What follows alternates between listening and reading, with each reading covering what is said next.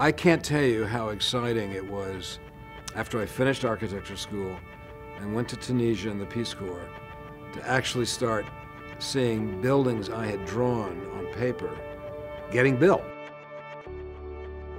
I came back from North Africa at the age of 25.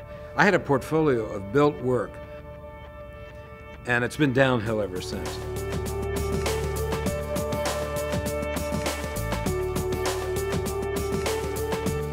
The state of Maryland decided to start a new architecture school in 1967, the year I came, and I was fortunate enough to have the opportunity to join that faculty and help shape and start that School of Architecture.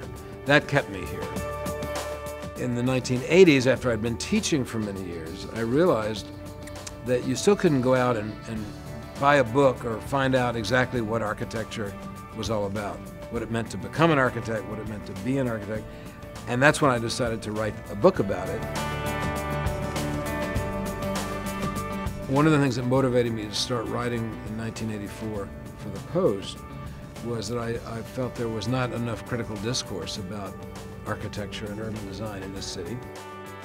My notion was not to just talk about aesthetics, but to talk about all the forces and all of the conditions and circumstances that shape buildings and shape the city. I'd also agreed with the editor that we'd always have something visual, a drawing or a photograph or something, because I was writing about what people see. So for the very first article, I came up with the idea for a cartoon.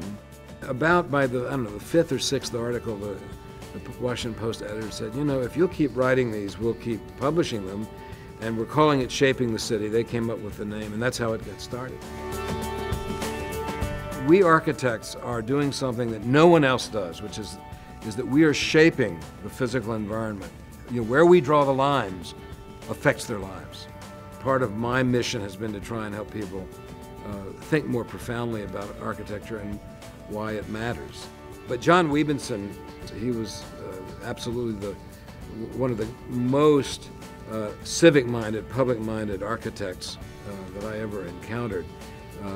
And I think the Wieb Award is an honor because I'd like to think that I'm doing a little bit of what John Wiebenson would have thought was a good thing to do.